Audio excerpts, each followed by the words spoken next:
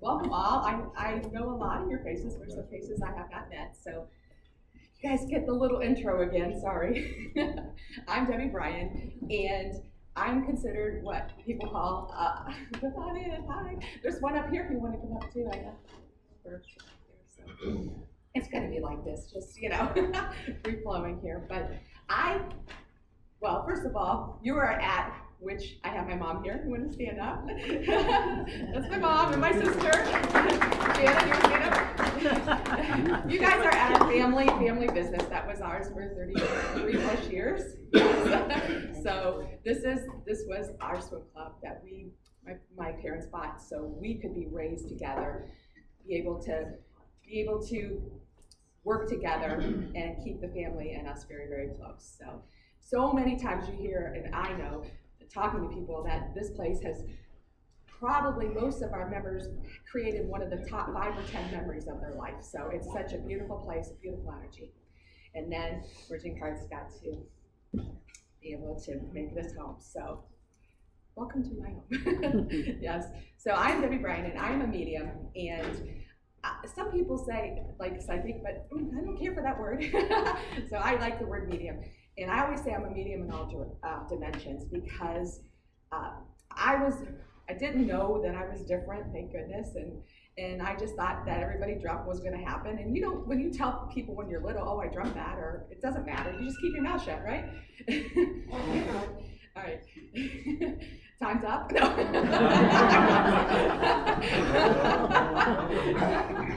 And so you don't know that it's not normal because it does feel like dreams. It does feel like, oh, I've been there, done that, and when it already happens, then you keep your mouth shut because what does it matter? Because you already saw it. So I just didn't know that I was different. And I remember having people come up to me, complete strangers come up to me, and one was even at church. I grew up at St. John's Catholic Church downtown in Canton, and I was young, very young. I don't know, probably 10, 12 years old. And this lady came over, and she found me on the other side of the church, and she's like, oh my goodness, you're so gifted, your bright is so bright. And I'm like hiding behind my parents going, this lady shouldn't be at church. What is she doing to me? And I didn't understand anything. She did frighten me that, honestly. I did not understand that. But I just was able to just take the time, go within, and always learn to raise my vibration, and that's what it's. Who else is working? Oh, he is a little guy. Okay. So it was all from like work within. It was all from being quiet. It was all from learning how to center. All from how to be mindful. All from meditating. And that's when from this first book. And here there's a lot of stories of how they kept slowing me down to make sure I had the time to take the time to meditate. And one time I had an allergic reaction to Neosporin, and it blew up my ankle because I wrapped it. And then of course the swelling, and I popped it because I couldn't stand the pain, and it was about the size of a tennis ball, and they have open skin. And then my dad's like, you need to keep that elevated because feet don't heal very well. So I would go to work, come home, and elevate it every night. Well, when I did in meditation, this puzzle came together, and this came actually from Archangel Uriel, and he put the puzzle together, and he said, come on, we're gonna go up to heaven. And I'm like, oh, okay. Then I'm wide awake in meditation in this body, and I go up to heaven, and he shows me what is the meaning of life lessons. He shows me what we do, how it happens, how we cross over, how we make our contracts, how there's no coincidence. And it was instantaneously that I was like, light on, not a question or doubt or worry anymore, because it all made sense, the bigger picture. And a bigger picture is that there is life after death, and we are here actually to learn our lessons or go to school here, okay? And we actually pick our contracts before we even come down here. So if that's the case, that means that no one, if you really know this, and I know this emphatically with all my being, that you can't be a victim. You can't be the why me, poor me, oh me, woe is me, right? Yeah, because guess what? You did this. You asked for this. You asked for your journey and your lessons. So if that's the case, and when you get little chills all up and down, like, oh, right now, those are confirmations. I feel like my hair is standing up, but when you get those, that for no reason, so I'm getting them now, but hopefully someone else is too, but yeah, I see a couple of heads, thanks. Okay, so we all go through this journey of life to allow us to grow. I see God, I call God God's source or God. I see God as the most unconditional love energy that you can be around. And it is at the highest vibrational realm. And we are here to go to school to learn how to elevate our soul to be closer to God. So if God is unconditional love, then God doesn't judge. We get to grade ourselves. That's why you have a contract, and that's why you make it first, and that's why you ask to go through your events and see how you do and see how you can grow to be unconditional love. Now, it's quite hard, isn't it? When you've got life, people, everybody that maybe is not living, lovingly in your life. Yes? Yes, so we gotta find, I always say kind of find their humor, because they are very, very funny, kind of find their humor in everything. And if we already know this was our path and our journey and we asked for this, we can't have a victim card. We can't be a why me, poor me, oh, woe is me thing. Then, if that's the case, then we have to find like almost the humor in why we're going through these events. So I tell people all the time, and I know Becky over here says she's using it too. I said, do you remember the easy button we got at, was it Staples? Thank you, Staples? Okay, yes. Well, having this gift all my life, I don't even get an easy button, okay? Because, I have to go through my journeys and my lessons and my growth and things that happen and speed bumps and hurdles. But I say my button now has become a really button. So when I go through events, I hit the really. I don't think it's funny. You guys might, but yeah, really, yes. So when you get into those frustrated times and you feel like you're ready to throw in the towel or hang up or cry or have a breakdown, just hit the really button. Just go really, and then try to find that humor. There was a lady who stopped me, and actually, Carolyn, you know her. She stopped me one time, Uncle Tom, that's my Uncle Tom, and one time, and she was at a physician office. She goes, I don't know why I'm going to ask you a question.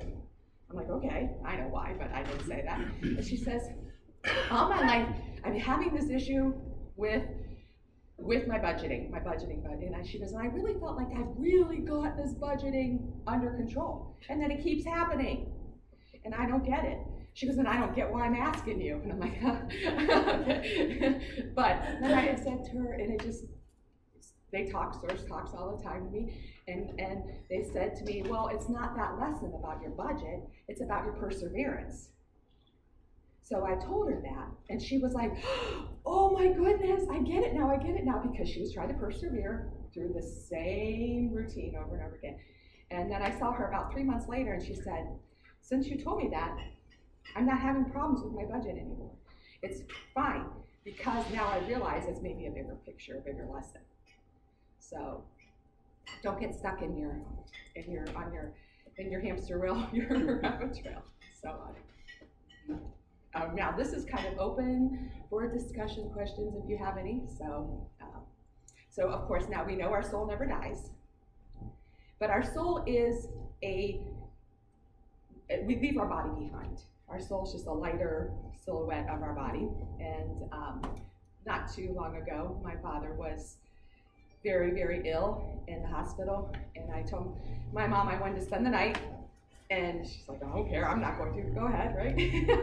And it was 2:30 in the morning, and I popped up, and I got to see his soul lift up. And it was like it was literally like this, like a running stance. And I'm like, and it was facing the window. And I looked, and of course I probably popped up probably about 30 seconds before this all happened because I saw the soul coming, and it was like ready to run for the window. And I yelled, and I didn't at the same exact time, the monitors, he was in CCU, everything was crashing, his monitors were crashing and so on, and I said, not in my time, get back in that body now. And the soul just went, and went right back down. And then the monitors were completely fine. And the nurse, it was a male nurse, he came and he goes, what just happened? Because he and they were just around the corner. But by the time he was really in the room, his monitors were fine. And I said, oh, his soul was ready to run for that window. But I made sure it got back in the body. And he goes, oh, they always seem to go for the window. And I went, yes, somebody went home. I said, he's got it. I love it. He goes, they always do. And I said, yes. And I said, that's awesome. I was. But I also, most of my friends are like, you're the last person that would say, get back in your body now. You know better, right? But it wasn't something that it was definitely came from my subconscious, because my conscious would have like said, no, it's what will be. But my subconscious said, it wasn't, because I had no idea that these words were even coming out of my mouth. And so that's where, the soul comes back, and there's probably some more things to do. And I know one of the major things why he came back is to help us, his loved ones, right now. Help us be able to spend more time and be ready when he's time to go. We'll be happy, won't we? I miss him a lot, but we'll be happy. And now I don't even know what kind of, I can't imagine. I'll be like, Dad, go away. Like, I get company all the time, but come on. He'll probably be here all the time. I'm like, here's your visiting hours. This is all you get.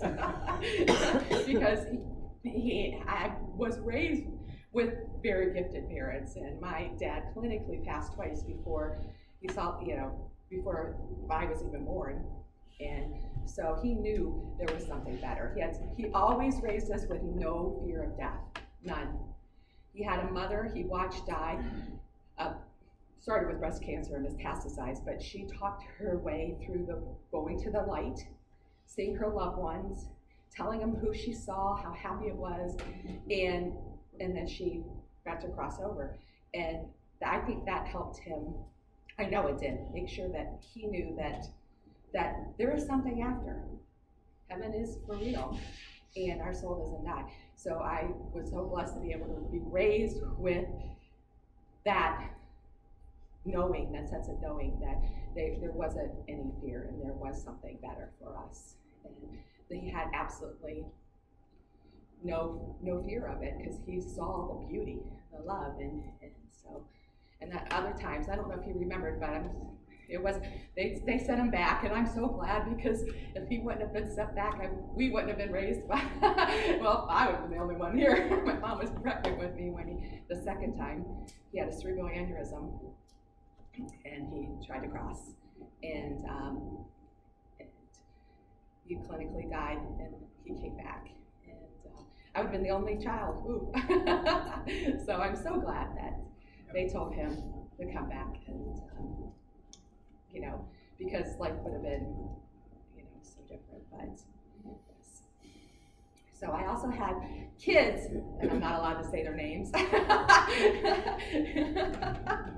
that have been very, very gifted, and we've had to try to actually teach them how to filter, because they couldn't even sleep at night. With all the company they would have visit and so on. And now they're at the point in time where they're like, no, that didn't happen. We don't have that. I don't know what you're talking about. And Mom, leave us out of this. But it was hard, because how do you tell a little one at 5 years old, oh, you're so gifted? You can't. When they're crying and can't go to sleep at night, you can't do that. You have to be the mom and make sure that they feel safe and comforted and so on.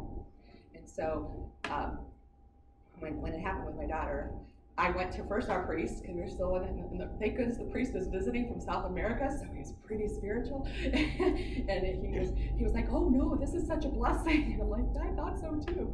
So then I went to somebody else, and she basically taught her how to filter and stay grounded and stay protected, and then allow her gifts to come back whenever she wants. So quite obviously, she doesn't want them yet. She's actually she knows me. She loves me unconditionally, but she just I'm her mom. That's okay. I'm going to be her mom, not her spiritual teacher, and that's all right. I love them the same. So it's a hard thing to separate. It is very, and I laugh and I just go, someday they'll get it. Actually, I think they're actually going to get it from the oldest, who I probably was my biggest perseverance lesson in this lifetime. That's my oldest one, and everything was. I'd say black, she'd say white. Everything was just. Now I think she's the one who's like really getting it. She'll probably break them around, but that's okay. That's all right. So this first book here actually went to the International Book Fair. So I was like, I thought I got scammed. They called me. I'm like, what's going on? They're like, oh, we went to your book for the International Book Fair. I'm like, excuse me? And I'm like, can I feel my body here? And then I was like, oh, right, this is a scam. I know. So I started asking all these questions and writing all this stuff down, and then I'm like, oh yeah, let me do research. I'll get back to you. Like, right, wink, wink, like, because I said, how did you find this? And they said, well, we pay people to read books, and then they rate them. And they bring in the top ratings in-house, and then we read the books. So the top rated books that get in-house, we contact you, and we try to contact people that we feel that the message needs to get out to more than just like United States, to the international events. I'm like, what? Really? Are you sure? So in the process, they said, oh, and when this happens in May, and this was, I think, October, right? October. When the International Book Fair happens, you should need to tell them you're in the process of another book. And I'm like, no way. No, this one was painful enough. I'm not a writer. My brain goes too fast. I don't enjoy that. And they said, so. As I'm not a writer, that's probably no, like you're not tell them that. No, probably because I'm not a writer. But so I just was like, are you kidding me? How's this gonna happen? Then all of a sudden, stories just started coming, and it was like, oh, that's a story. Oh, that's a story. Oh, that's a story. And then some of my friends would brainstorm, and then we'd get a list of stories that happened. And I'm like, oh, this maybe can happen. and then, of course, winter settled in, and it was cold, so things just happened. So the second book came about, and this is called Awaken to the Truth. And this, of course, came from Source. And it's a part of what we call the Truism movement. The Truism movement is spelled with an E, Truism with an E, because God said that it needs to have the word true completely spelled out, which the word truism does not have an E, technically, okay? But it came from God, who said that you must have the true spelled out in truism. And then we have to put the word movement, because this is not a religion. This is a movement. This is about awakening people, educating people, raising your vibration, and so a few of us were here, and we were doing one of the vibrational gong showers, and I was in meditation the whole time, and then this message came. And when I went and told the group afterwards, they're like, oh, that's most of the simplest thing we've ever heard. Why did it take so long to come about? But I went and looked, and the word truism I trademarked the word truism with an E to make sure it got with the right thing, and then made sure that the websites and everything got started. And what they told me is that it's to do with teaching people the truth. The truth is that your soul never dies. The truth is that you are here. You are here, but you picked this. You picked your journey. You picked your lessons. And we are here to grow to be God's source, which is love. And that's like the heart with the infinity. If you can, they're kind of all over different places. But that came from Mother Mary, Mary Magdalene. And they just brought the heart with the infinity. And I'm like, oh, that's so beautiful. And they said, unconditional, endless love. That's the key to heaven. I'm like, oh, of course, right? So then I'm like searching for almost 3 weeks on the internet thinking, oh, I have to go to class. Maybe this person's teaching something. And all I could find was, believe it or not, tattoos with a heart with the infinity. I could not find anything associated with the heart with the infinity. And then they came back almost 3 weeks later and said, no, that's for you. You need to keep that for the truth. And I didn't understand because that was way before they gave me the information about truism. But, so the heart with the infinity is what God in heaven is all about, is unconditional, endless love. And the things that I see in this body, wide awake in meditation, is that God is love. So if you're going up and you feel like you're going to get judged, you're not. God is love. No one judges. And so remember that. Please remember that, because I don't want you to sit there and think you can judge others. Because you can't, because Source doesn't. Source loves unconditionally. So there was one time I was in a line, and there was a mom with 2 rambunctious kids, and then 2 older ladies behind her, then I was behind them. And I think we were at, I want to say a fast food. And the 2 ladies were just like, oh my goodness, can you believe that mom? She can't take care of her kids. Oh, that's her. And if I was them, and I would do this, and I would do that, and I can't believe that those kids are so wound up. And I'm just sitting there, and I'm listening to this, and I kind of want to tap them on the shoulder, but I don't. And I just said, wow, guess what, guys? You're sitting here judging the young woman with 2 kids. And you don't understand yet, but what gives you the right to judge if God doesn't judge? Right? So those are the things that we have to start learning and doing and acting every breath we take, is understanding it. And you might not, don't judge, but you can always teach. Teach, educate, but don't force it. Don't force it either. You know, I always say, I'll keep my mouth shut unless someone has a question or they'll ask me or something like that, because it's that energy flow, right? That infinity. It's that energy flow. I'm not going to sit there and go, hey, well, you guys came here, so I'm going to push it on you. But anybody else, I'm not going to sit there and tap them on the shoulder and say, guess what? God doesn't judge. So, don't do that. They'll be like, all right, crazy lady, go away. So it's allowing this energy to flow. So don't be, steamrolling people. Allow it to come. Allow it to come to you, allow them. And then when you'll find out, especially when you leave here and you start like the lightning, people are going to want to have those conversations with you. Because they feel like you're a more lighter, enlightened soul, So honor that, take that, and it's okay to say, maybe even that you don't know. That's all right. We don't know. We want to learn every day, but we just are here to grow. We are on our path, and I will promise you that if you get on the path, you get on the train, you get on the tracks, which there's a track right back here, and Source said use the train because the train brings the light, and the light then with the vision came through clouds, and it's all about rainbow energy right now. And there's a group we work with. Seeing rainbows for like 4 weeks. Yes, but rainbow energy is like archangel energy, God's first energy. It's so beautiful. So when you get to see those rainbows and so on, that is the highest vibration of energy. And even so the train's bringing the light comes through the clouds and brings the rainbow energy.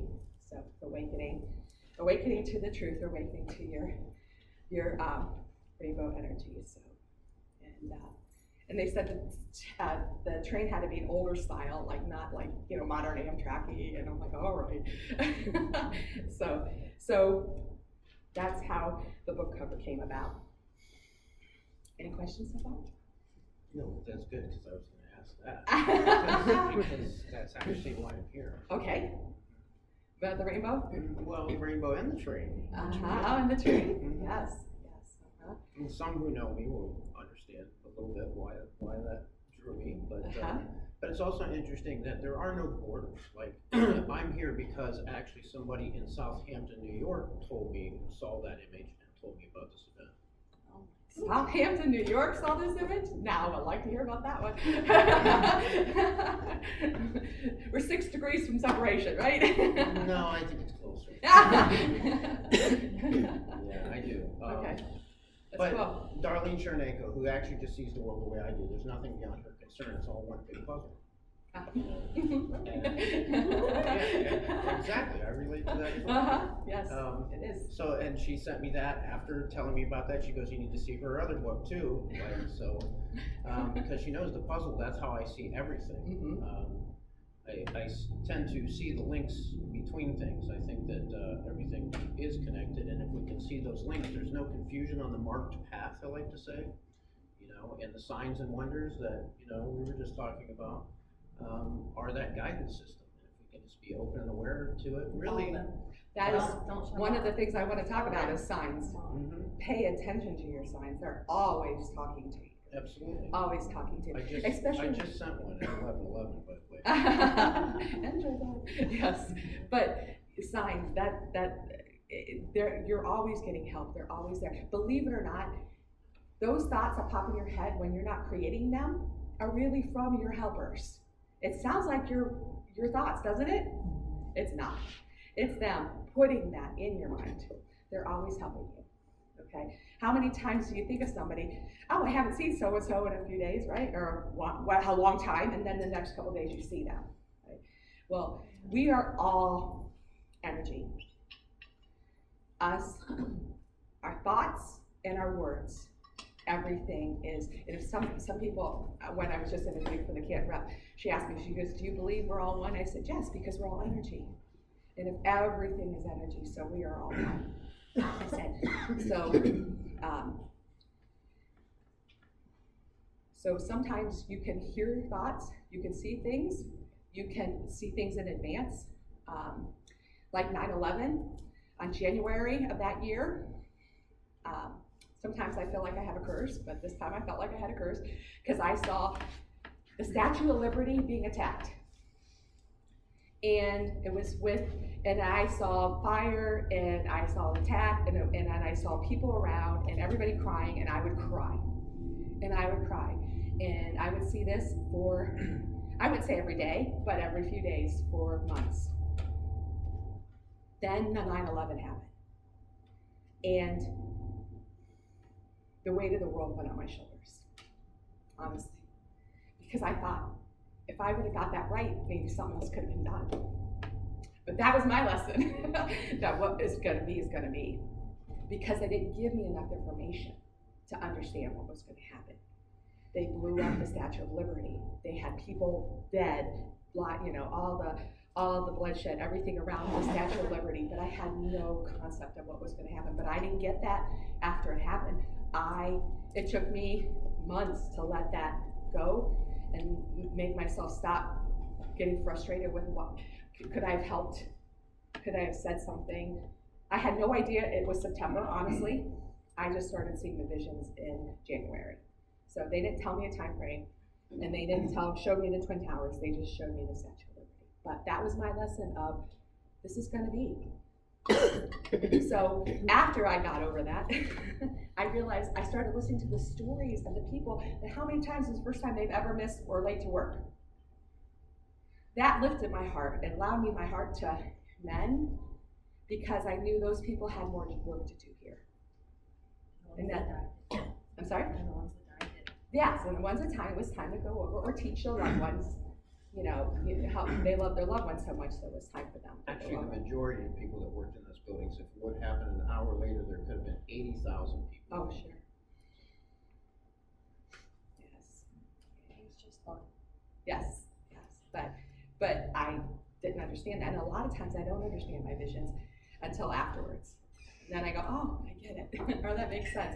Or they have, again, the huge sense of humor. So they like to use a spoon for soon, a razor for close, and it's silly things that always keep me on my toes. Yes. Yeah, I believe they just told me the reason why they didn't show you more is they would have taken your life to expose such a thing. Oh. Sorry, what did you say? They would have taken her life had she exposed it, because it was something that was very detailed and planned out, and if she would have exposed it, they would have taken care of her. Yeah. Well, it would have been nice to know that how many years ago? 9 years ago. Isn't it funny how we just I know lately a lot of things in my life are just I don't know. Yes. I don't know, and we want to know so much. But you have to trust. You can't. Or pay attention to your signs too, because how many just they'll talk to you in music, commercials. People, I love the conversations that are not conversations that are not part of you. They're behind you, right? And you can eavesdrop into them, and they're giving you messages for those. So pay attention. There's no coincidence. They're all helping always. Always. Can I add something about judgment? It keeps coming to me. Okay, so I've been learning a lot about judgment lately. Can you hear her? Sorry, I'm quiet. No, thank you. If they would have valued your words. So take that concept of judgment and apply it to our legal system, and the fact that we have judges that judge things. That's wrong. That's not living in alignment with how God intended the world to be. And I don't know, something I like to point out to people a lot is that it's something needs done about that. That's a flaw a huge flaw in our legal system, that we have judges that judge how things went down who weren't even there. Hopefully there's a jury that has a little better, more of a peer. But we do have to have some laws for some. Laws, but there are spiritual laws that we should probably be applying our physical laws to. Well, they just said we have a lot more awakening and raising our vibration before we get there. But it's a different approach to how we deal with a broken law. Consigning someone to a lesser life is the judgment she's talking about. It doesn't allow room for change. I've been in meetings with judges and police officers and reminded them that Paul, who wrote a good portion of the Bible, was one Saul who killed people before Jesus saw the good in him and showed it to him. And judges scripturally were prophets. They were known to be prophets, so they were connected. So when they judged or prophesied, like King Solomon, who the woman said, "This is my baby," and he said, "Okay, kill the baby," and the real mother spoke up and said, "She can have it." So he knew right away. So that's the real judge, the real prophets. They used to be connected. Yes. Spiritually. Yeah, the spiritual connection. Yeah. They were spiritually Correct. connected. So, okay, so More than energy. anything, I just think in those situations, we need to reach deeper into the person, find what that dream in their heart is, and actually help them to unfold that, because that's what we're all meant to be living in. I think that's what's about the awakening is about. Yeah. Because society is missing great things just by throwing somebody in prison. We're all losing. And Debbie, you mentioned your helpers. How do you define these helpers? Are they guardian angels or is it just your inner guidance? Well, some I know that I have been able to raise my vibration, and there's a whole chapter in this book about how I raise your vibration, but it's about raising vibration to the God source vibration, which is the highest, and that's where I've learned how and always instantly go to.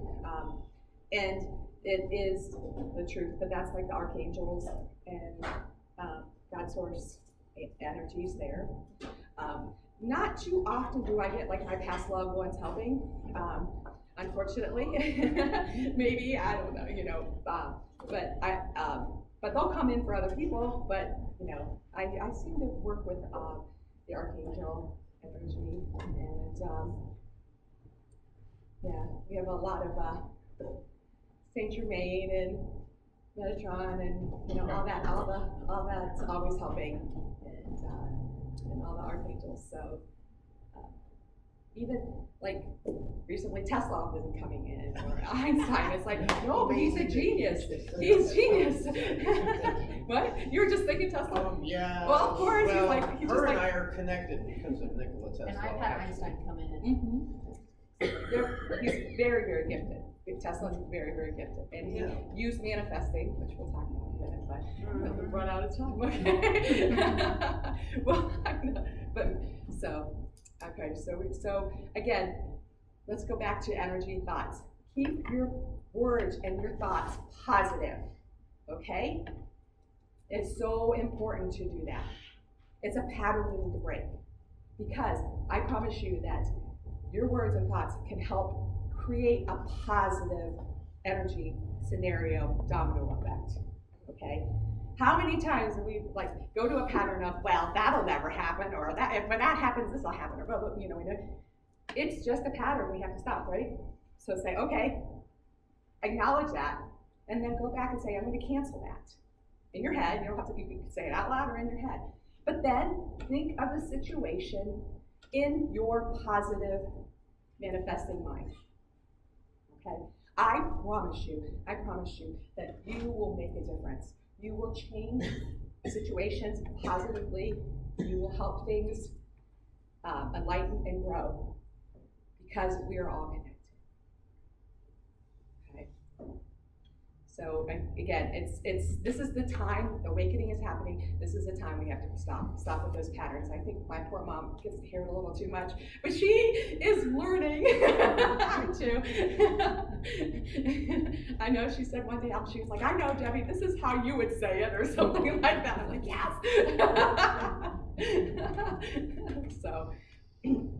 So it is so important to be positive. Find a tribe, like Merging Hearts is a tribe. Find somewhere that you resonate with, that can keep your vibration and your energy positive. We all go down rabbit holes. We all get stressed. Life happens. Get to a place and people that can raise your vibration. Okay?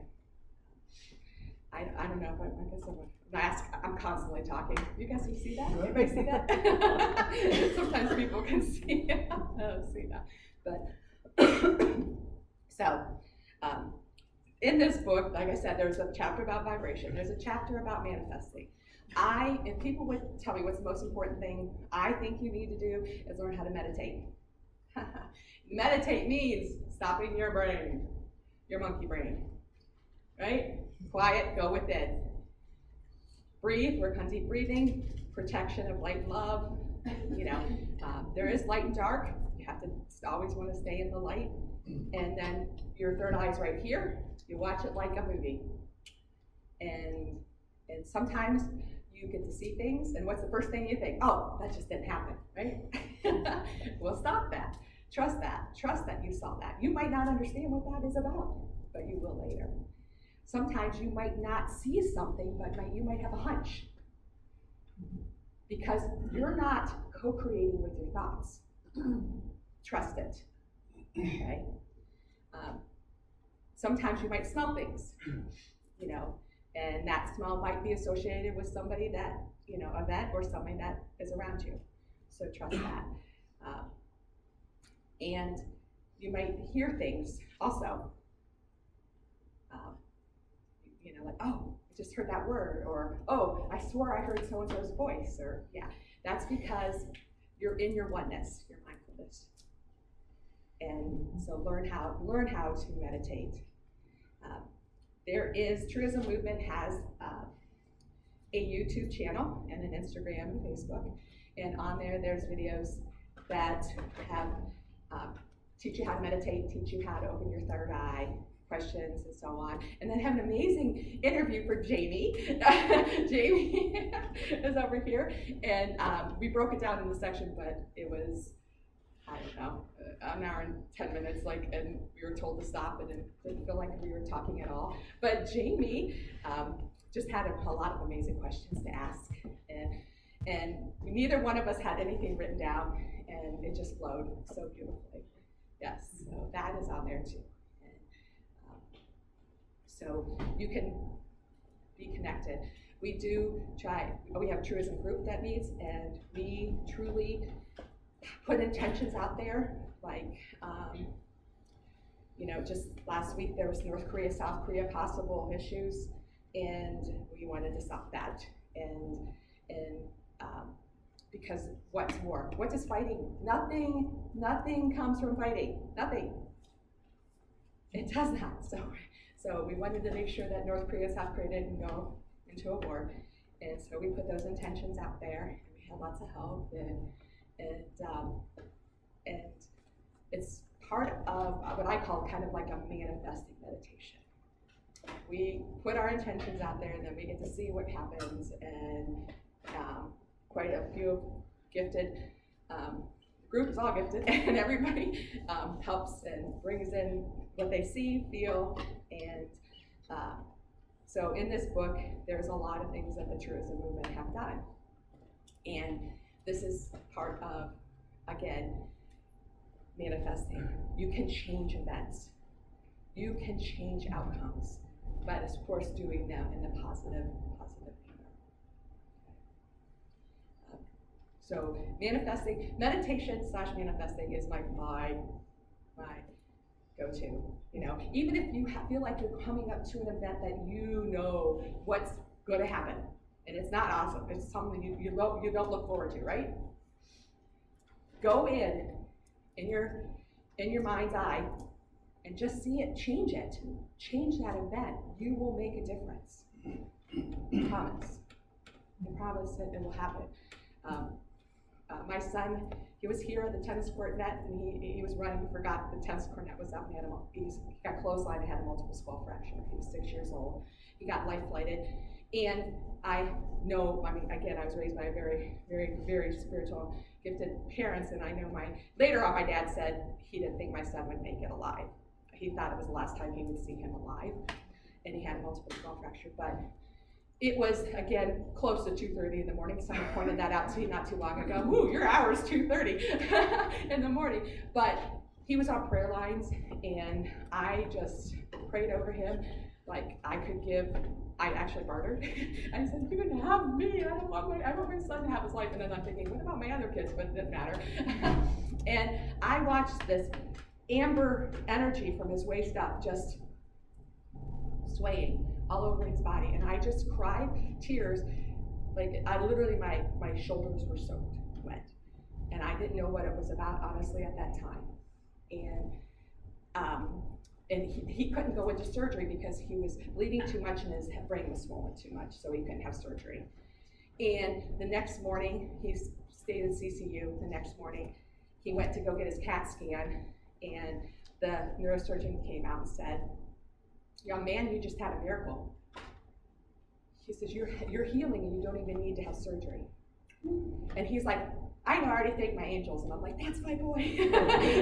Now today he'd be like, no, Mom, like don't tell people that. but this trauma with this manifesting and this prayer and this love changed him. And then they said that University Hospital came to us and said, okay, he had one of the most severe head traumas we have seen. And he will have some advantage, probably neurological. He'll probably be slow in school. And they rattled all this. He'll probably have, issues, movement issues and emotion and blah, blah. And I looked at the poor therapist. She was so sweet. She was young. And I looked at her and said, I'm going to cancel all that you said. She's like, because I don't believe any of that. And she's like, I have to tell you so you're prepared. I said, thank you. But, and now my son is quite the opposite. I think that the multiple skull fracture made him much smarter. He graduated at the top of his class. He's in med school, top of his class in med school. So I said to him, you're the only one that can have a multiple skull fracture that affects you positively. But that situation, the intentions, the moment, yes. Exactly. And it wasn't just me, there was prayers, and that's what I said, we're more powerful in numbers. And that's why the prayer line and everything, and now here in the group in Truism, we get prayer requests daily, and we go into our prayer / manifesting right away, and I get chills again. But there's people that will say, oh, you guys, something happened at this time, and they'll know what time. And I'm like, yep, that's when the group started, doing some manifesting here. So we have the book, Truism Movement. Now there's a lot of different stories in it. And I have some people here that have their chapters, and I didn't know if anybody wanted to talk about a little bit. They don't have to give it all up, because you have to bait them to get it. But if anybody would like to talk, about a few of their stories, anybody? Well, okay. I'll talk about, there's a story for Norm Yes. in there. A year ago in May, we were outside working, and he dropped down and went into cardiac arrest. Can everybody hear her? Can you hear? I don't want to have to stand. You're not on. He went into cardiac arrest, and I didn't know what was happening. He just dropped down, and he was gone. But I called 911 first, of course, and then I knew immediately the next person I had to call was Debbie. What did I ask? Did you call 911 first? 911 Yeah, first? I did remember that. So, and I knew I had to call her because I knew her connection above, and I knew immediately she would bring in all the helpers. And miraculously, she was at the right place too at that time, because she was at another holistic center that a friend was opening, and she brought a whole circle of people together, and I know it made all the difference. I mean, I was helpless, and she brought everybody together and asked for sending positive love and prayers for him. And I'm just standing there with no help. I mean, it took over 10 minutes for the paramedics to get there. And the story will tell the more of what happened, I guess, if you want to date him. But obviously it was a positive outcome because he's here. Yes. And we knew it was a miracle. And even when we got to the hospital, because when we left the house, I hadn't seen him once he got into the ambulance. They still didn't have him alive yet. They had shocked his heart. He still wasn't alive. And Over 17 minutes. And I knew, I just felt, I processed his death in that time period. Because nobody was coming out of the ambulance. They sat there forever in front of the house. And I just thought, he's gone, because they're not moving. They're not going to the hospital. And it was a miracle. The doctor said many times, you shouldn't be here. He's like, you're a miracle. He said, you shouldn't be here. So I know that all that is, she talked of manifesting and everything, that it all made the difference, bringing everybody together with all that positive love and prayers. And Debbie had some visions that are in the book that happened during that time. They're cool with the story, so you'll have to read it. And I'm good friends with a cardiologist that Norm sees, so I called him and told him that, I said, oh, he needs a cath lab. Will you get who's on call? Get the cath lab doctor. And he's like, okay. I said, are you calling? Yeah, I'll call him in, and so on. And then he calls me twice, and he even visited me in my office one time, and he said to me, Debbie, Norm should not be alive. There is no reason Norm is alive. He broke every single time frame rule, and I'm getting chills up and down now too. And if he would have made it alive, he should have been a vegetable. Yeah. I don't understand. And I said, you know. He goes, I know. I'm not going to understand this because it's not clinical. It's not textbook. But he knows me, and he knows he gives him so. Well, he was right about the vegetable, because I'm a vegetarian. Thanks. Oh, that's terrible. But Debbie, I would like to. Oh, Wayne's here. Oh no, I shouldn't have. But I would like to share this with the group, because this is an experience I had. There's no fear of death. I've had a life journey of really forgetting about anybody teaching me anything and seeking out source, and I could go on for days telling you about it. But we talked about judgment this morning, two key words here, judgment and unconditional love. And I just want to share this one story because it is absolutely amazing. I was at a Starbucks one morning, and I just got my my coffee, and I was about to sit down, and I got about this far, and for the only time in my life, I understand what unconditional love is, and it is.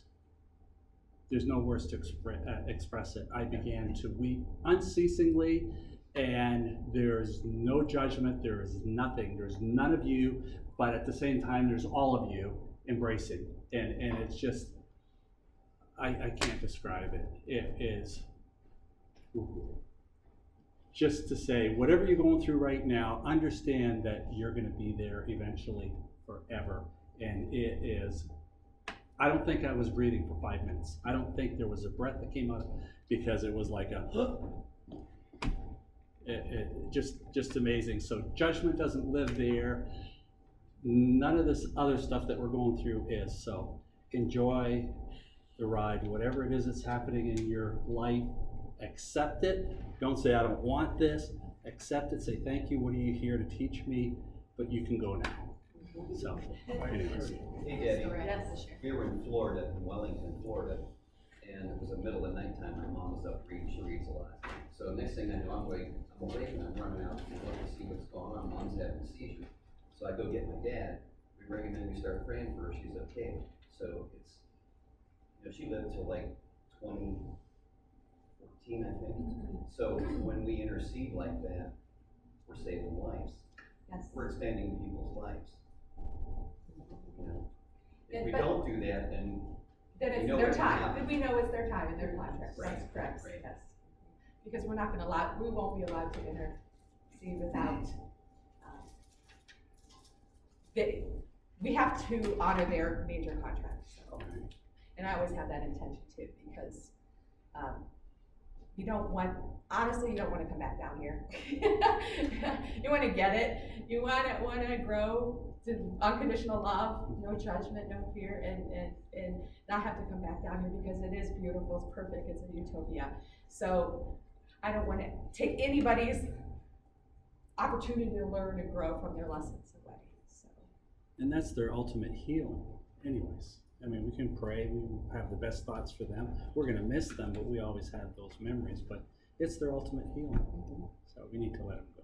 And one of our guides that works with us is Jesus, Yeshua, and he showed me that he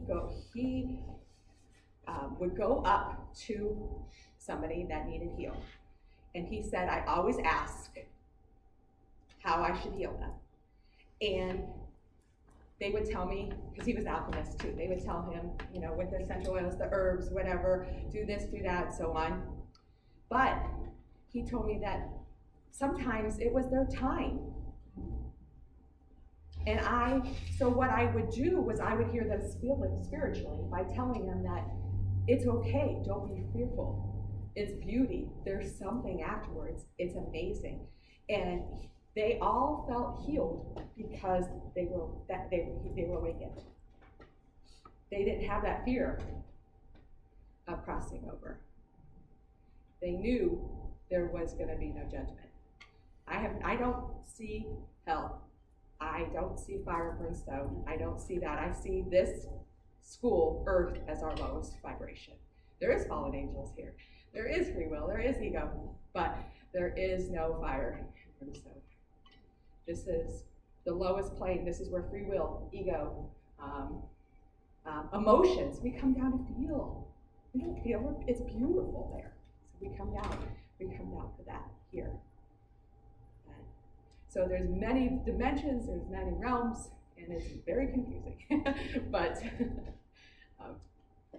yes, you just have to make sure you learn how to stay grounded also when you start doing this. Yes, Mother Earth, feet and ground. Yeah, sage is wonderful. There's crystals. We love. I wear some black tourmaline all the time and sugilite and some. And this came from Mother Mary. She said this is a mala, and she said rosewood is very important to keep you grounded. And I think that's because she's had from the rose descent. So they just kind of stay on because life happens and you want to make sure you're still here. Yes? I have a question. Sure. I don't know if it's Jamie, Uh-huh. but, you know, there's sometimes around here on this earth that I think it's the most wonderful place to be. And I'm so happy and I feel so, you know, together and, you know, and when you say it's a lower vibration, I guess I just kind of wonder about that. Well, because it's wonderful that you're. I mean, there's other times it's like, oh my God, get me out of here. No, but when it's a beautiful place, then they're just showing you that you're growing the right way. You know what I mean? You're blossoming and growing, and you're on the right track. And right now, that might be part of your contract that you're going to see this and remind yourself because you've been through this crap, and it's your, time to not, keep your faith and then when you're there, see, like when you get to that place, then that's where you can help be like a manifester and a healer and so on. So they're telling you you have that. So get there and stay there. And, don't let that other. What is your second book? What is your second book about? Oh, okay. The first one, yeah. Okay, the second one, well, it's about, it's Awakening to the Truth, and it's about how Truism started, and then we have many, many stories of, and a lot of people are here, Norm's story is in here, we have a Wayne story, and Jamie and Becky, but it's, and then also what the Truism group has done, like miracles. There's really, truly miracles. We have, thank goodness, we have documented date times ahead of time. Right? We can say that we've worked on this, and then boom, and so it's about how powerful, the connection, your thoughts, your work, the team can be, but also, it's probably, again, it's like Awaken to the Truth. It's about letting people get rid of their victim card, understand the bigger picture. I don't know, Jamie, you want to talk real quick? And if you don't, too bad, you have to. I can honestly say that changed my life. I actually met her through Becky. Becky and I had a couple hard parts, and she's like, you need to go see Deb, and I was like, this isn't something I necessarily believe in.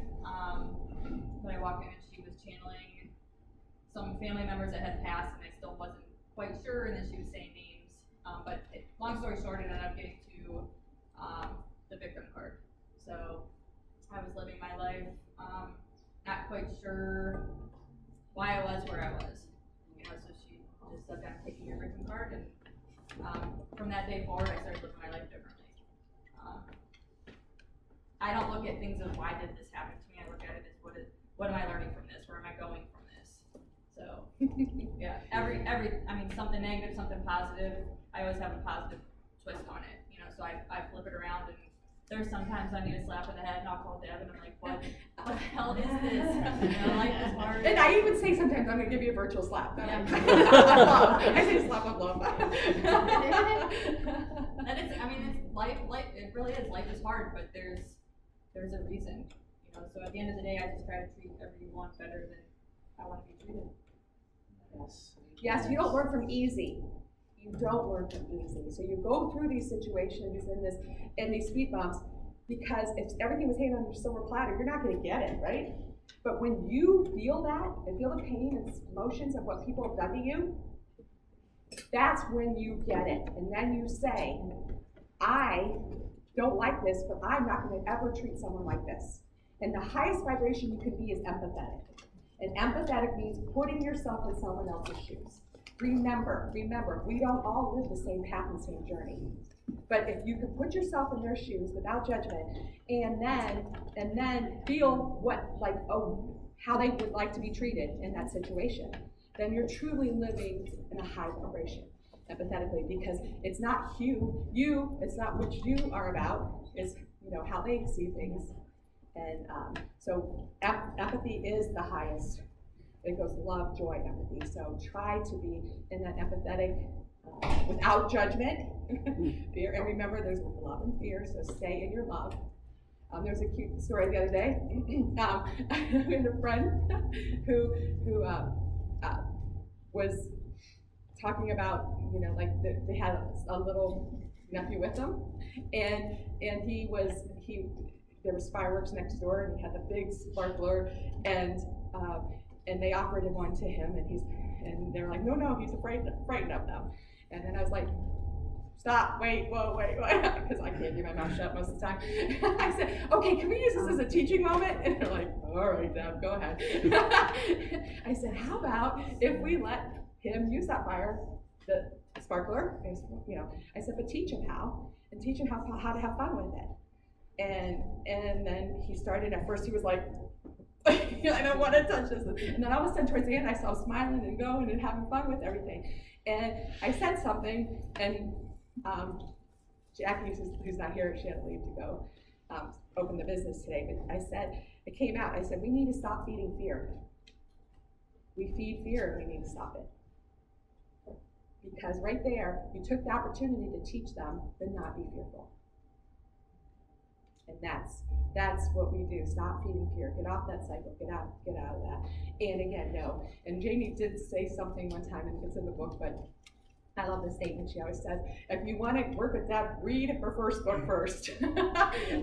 Because when I start telling you about the big picture, she was like numb, and she's like deer in headlight, wait, what? So that is definitely, you get to know, you know, what I see, how I feel through the first book, and then you can get your messages, and usually always come in with intentions, because I usually say that people can come in with pages of lists, questions, right? And I say, can they talk first? And they're like, sure. And then they do, and when it's done, it's so cool at the very end, they're like, oh, wait, they usually say, there might be one question. Oh, you got this, you know, I'm like, yes, because they know what you need. They know what you need and what you need to awaken to, and or who your loved ones. All the time, loved ones walk in with you. It's awesome. It's because they know who you really need to be with. That's you. Thank you. So, yes. What do you do in a session? How does Oh, there's no cookie cutter session. Okay, change your life. I only come see you. What do I do? Get online. No, just, you have to schedule, but just put the intentions out there ahead of time, and then I tell people, please record, because so many times, I don't know, but I have people tell me they've listened to it 10, 20 times because they get more and more from it. I want you to, because sometimes some things don't make sense, but they will later. Yes, they will later. Yes. So because I'm here about the truth, that doesn't bother me. Go ahead, record them, take notes, whatever.